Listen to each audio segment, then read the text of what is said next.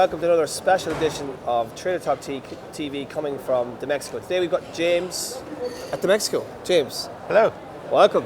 Thank you. James is the MD for Europe for Index Exchange. So James, in case people haven't don't know who Index Exchange is, give us an overview of what you guys do. Sure. And where you sit in the ecosystem. Sure. Yeah, I mean, we're new to the European market. The company was founded in 2001 in Toronto, in Canada, which is where our headquarters are. Originally founded as Casale Media and was an ad network for the better part of 10 years. 4 years ago, the company executed a pivot into becoming a pure play SSP and ad exchange. So today, the company's been rebranded from Casale Media to Index Exchange and operates entirely as a sell-side platform. So we have no insertion order business, no buy-side business whatsoever. We're entirely focused on the needs of publishers, and all of the demand in our platform comes from the DSPs that are integrated. So you're a stalwart of the programmatic space, and you were CEO of Datacratic. What kind of made you come to the sell side, or from the buy side to the sell side? What was the motivation there? That's an interesting question. I think from a personal perspective, yeah, definitely when I left Datacratic in January, I had already by that point had made the decision that I wanted to move into a sell side solution. Yeah. I think personally that the margins on the sell side are going to be much more durable. Okay. In the sort of foreseeable future. I think that the fees that demand-side platforms charge their clients will continue to erode in favor of other types of services. Yeah. And so I think it's going to be a very interesting but tough market for them. Yeah. I think it's going to go much the way that search has. Yeah. Whereas I think that there's going to continue to be a lot of innovation on the sell side and a lot of ways for companies like Index Exchange to create products and create value for clients that they continue to charge very durable margins for. So obviously the sell side is a very crowded space. You have some big players in SSPs, exchanges, Google, Facebook, they're all chasing publishers.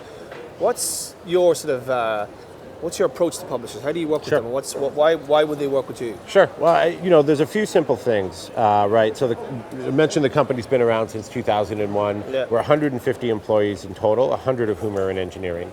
So very simply, the technology in the system works as advertised. It is a fully automated solution. The second thing is really just around transparency. We do not charge the buy side at all. And so we transmit 100% of the bid price to the publisher, right. And we charge a very transparent fee on the publisher side. Okay. And then finally, I think, so that really results in us delivering more share of the wallet to the publisher. And then just in terms of the data that we share, so we will share 100% of the demand curve with the publisher. We're entirely publisher focused. We believe that publishers need to see what those winning bid prices are so they can set their floor prices accordingly, they can set PMP deals accordingly. And so those are some of the things that we in the way that we approach the market that we think differentiates. And you've been big sort of, you've been pushing hard the header bidding aspect of your technology. And it's quite interesting. The header bidder now is sort of become a kind of feature of many publishers' programmatic strategy. So tell us a little bit about what you do around there and what it is basically. Sure. I mean, so we were one of the first to release a header bidding product over a year ago. We kind of drove that innovation from the outset. Really what header bidding does is it deploys a tag in the head of the page such that when a user requests a page from the server, it'll conduct the auction before the page loads and then push the winning bid price into the ad call as a key value pair. So it in effect pushes the winning bid price into the ad server using an API that's been around forever, right? The key value targeting API. In the ad server are corresponding line items that will run based on price priority. So if the winning bid price is $5, there's a line item in the ad server targeting key equals index, value equals $5, and then that line item will run.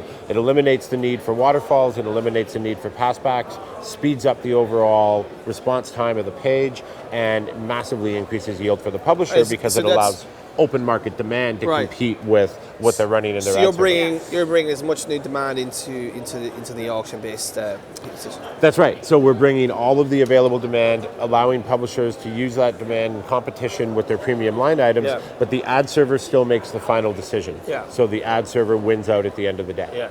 So let's talk about Europe. Obviously, you've moved over here from the US. So how do you... From Canada. Oh, sorry. I beg your pardon, from Canada. Canada, not US.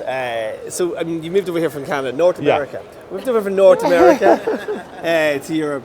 But I mean, the market here is obviously very fragmented. But you've had experience, because obviously you work in the Canadian market and you work in the US market, so you've got experience of working across those different markets. So do you think that your approach is going to work here in Europe as well? I think so. I mean, as a company, the cultural DNA of the company has been right from the beginning. We come from this small country. There's multiple languages. There's different currencies. Small in population, of course, not in physical breadth. So we've just had to deal with a lot of these things from a technology perspective, from a product perspective, in terms of how we bring our products to market, right from day one. I think that gives us a very unique perspective on the European market, because you can sort of, from a macro level, there's that similar type of fragmentation. There's multiple currencies, multiple languages, different cultural issues, and the whole notion of just, existing outside of the U.S. market. Of course, we have a big presence in America now. We have a big office in New York. Most of our business comes from the U.S., but we think that the DNA of the company is really, really well set up to be successful in Europe. In terms of the markets here, I mean, we talk about three big ones: UK, France, and Germany. They're all very, very different. So will your approach be different in those markets, particularly Germany, given that, they're not embracing of real-time bidding? They're more, they like the idea of programmatic, but it's kind of all about control. So can you see different strategies working here? Absolutely. I mean, the go-to-market strategy has to be unique in each of those markets. Our first step is to really set up the operational processes and infrastructure here in Europe, so we can support those companies, support them in the language that they want to speak, support them with our interface and the currencies that they want to use, and then absolutely each of our go-to-market executions in each one of those countries will differ slightly, and it has to. Okay. James, thanks very much for being on the show today. Apologies again for saying you're from the US instead of Canada. Yeah, that's okay. And that was True to Talk TV. You're English, right? No, I'm Irish. How dare you? And that was True to Talk TV, and we'll see you next time.